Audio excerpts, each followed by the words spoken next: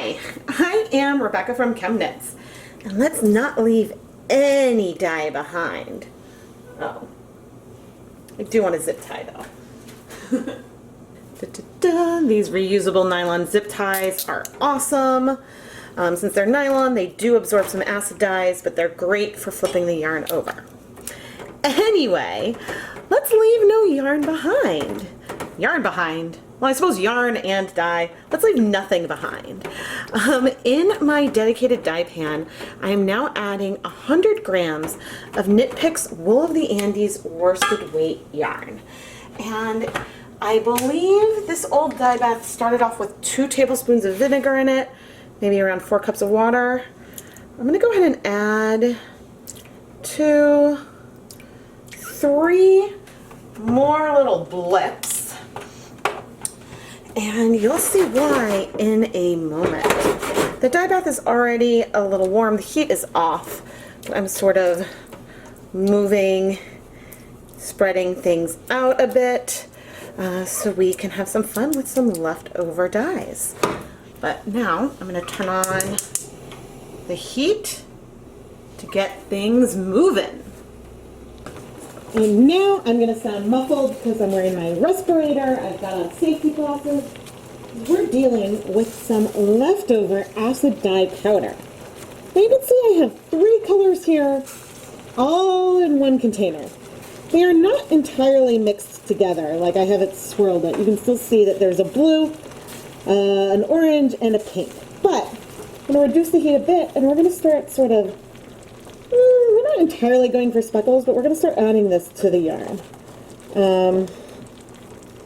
And so I'm curious if we're going to get something that's going to look brownish, or multicolored, or what. Ooh, I like that green that I'm seeing. The 3 colors we have are Fluorescent Safety Orange, Fluorescent Fuschia, and then Frozen, which is not fluorescent at all and is probably the least saturated of the bunch. And just from those initial sort of flecks, I'm not seeing any blues yet at all. We're seeing green, but the blues that we're getting have been sort of engulfed by these other hues. I don't want to use up all of the mixture yet because I know we will need to flip this yarn at some point. But this is kind of random, a little wild, a little more saturated than it looks on camera right now. It definitely feels like we've got some highlighter yellows going on in here. I'm going to take this cup and see if we can get anything else out of that. In theory, I could keep the runoff off of my fingers. It's a little more, but just safety orange. I thought that I was going to need these cups for something, so I combined them all into one cup. I actually, on a recommendation of one of you, when I have a lot of extra dry powders, I actually, at the end of an episode, I save them together in one container that eventually I hope to use to kind of do something like this and see what kind of random multicolored speckles we get.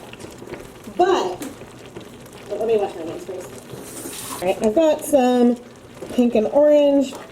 Let's just pour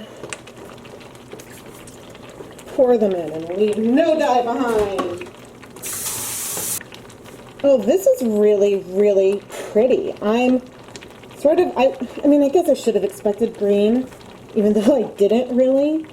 The one that is speckling the most, I would say, would be the Frozen, the blue that does not look blue at all anymore. And that is really wild to me.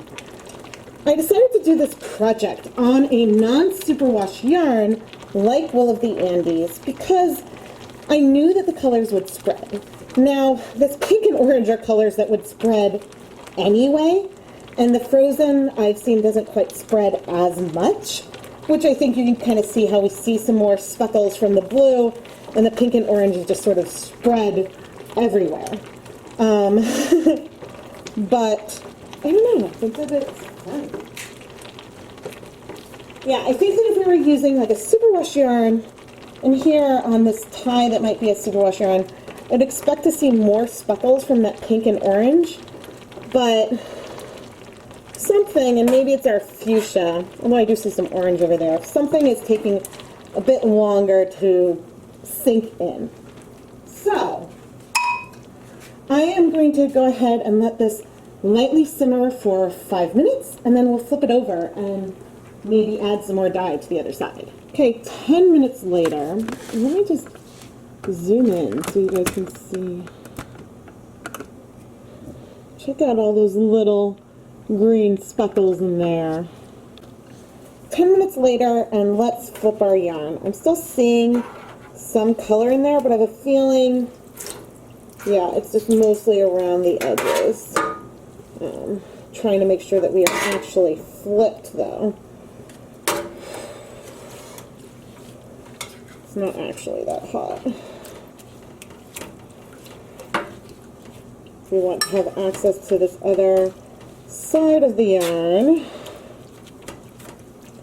Hopefully get some more speckly moments over here as well. So we get these nice layered tones. It's possible that everything could end up just turning quite orange. I'm not sure if that yellow hue is really coming through, but we will see. Our mixture is now looking a lot more combined than it did before. I feel like we don't need like a ton of color because there is a lot of color here, but I'm wanting to break up some of these more solid sections, maybe bring some of our greens onto this other side. And there I think for sure I got some blues. And then whatever's left, we will toss into our keeping everything together container. But maybe it's because things are hotter. But right now it looks like we've got some really sharp speckles. But I'm expecting things will spread out a bit. But I do think we'll add a tiny bit more water around our corners. That was just from what I had rinsed off of my fingers. And yeah, I'm a little, goodness, I don't know if I should be a little concerned by like how dark some of these areas feel. I don't want to freak out. It just feels different from the other side. I'm not going to freak out. I just always strive for like balance. But it is kind of nice how bright everything feels. Actually, maybe adding more is going to make some of this feel, yeah, a little more brown. Maybe on this side we got a bunch more blue. So anyway, we're still on low heat. I'm going to let this go for 5 minutes, then I'm going to sort of manipulate it in here a bit. 5 minutes have passed. Let's flip the yarn, see how we're feeling about it. Okay, it feels there's a lot of pink left, but we're feeling fairly equivalent to me, like on both sides with that green sort of in here. This part is a tad paler, but there's a lot of this fluorescent pink that just has not absorbed. So I will want to add some more vinegar. Let's add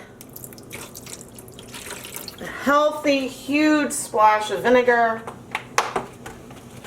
So we can try to get, raise the heat a bit, shimmy it up, so we can get these pinks to absorb. And right now, it's not feeling brown. I'm definitely seeing like feeling green orange and pink,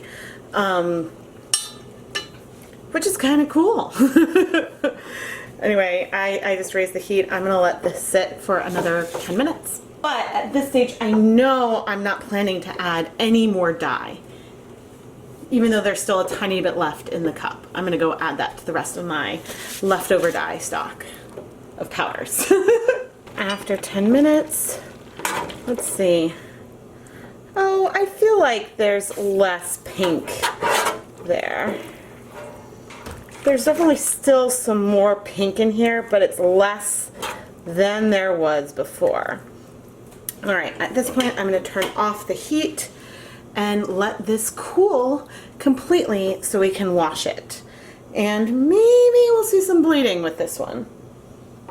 The yarn looks a lot more muted now that we are ready to start washing it. And I think that's because of some of the blue sort of toning down the brightness of the pink and orange.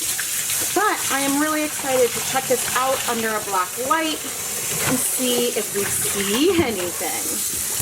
But now, let's wash it. I'm gonna add a tiny bit of clear dish soap.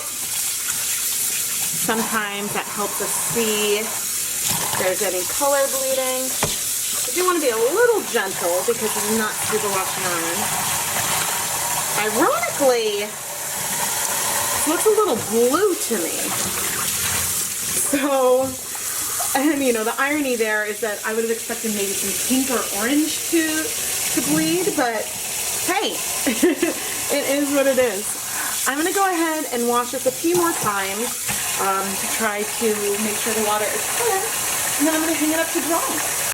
If we needed an answer for what's more potent, these fluorescent colors or frozen, the fluorescent colors win.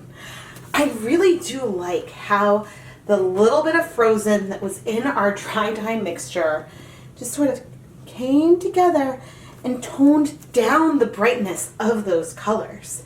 You can still see the orange and the pink, and well, we've got green because that's what happens when you mix blue with yellow, but it's just really, really cool. This feels, I mean, it's not neutral, but it definitely feels a lot more muted than, say, the yarn that we created in Dye Pot PS number 11, where the colors were loud and vibrant. This is also another great example of how much the Fluorescent Safety Orange and the Fluorescent Fuschia spread out, whereas the frozen really does strike faster. I wasn't necessarily going for something speckled per se, but you do see smaller sections of color where the blue hit the yarn, and it feels like we have this nice subtle wash of the yellow and orange over the rest. Whatever it is, it's pretty. The cool thing about a yarn using fluorescent dyes is how it appears under a black light. And I would say that we are definitely seeing some fluorescence in here, which is really fun because this yarn did not feel neon when it's under just normal white light. But under the black light, this means that there is some great potential for some hidden surprises when you're playing with these fluorescent colors. I don't even really know how to feel about this yarn, except that I love it. I love the way it all just came together. I am Rebecca from ChemKnits, and make sure that you're subscribed to the ChemKnits Tutorials YouTube channel, give this video a like, and tap that bell icon to turn on notifications so you never miss a new video. I publish at least 2 new dyeing videos every single week, and you really don't want to miss any of them or the frequent live streams or vlogs that come along outside of my normal schedule. If you enjoyed my approach of leaving no dye behind, make sure you check out the Leave No Dye Behind playlist, where you can see a lot of other videos where I take what I have left over from that day of dyeing, throw it together, and see what kind of magic comes out after. Finally, if you're already a really big ChemKnits fan and you want to show some love, we have some merch. Check out the ChemKnits Creations Zazzle store, for some really cool mugs featuring our logo or this signature broken violet DNA cable. Thank you so much for watching.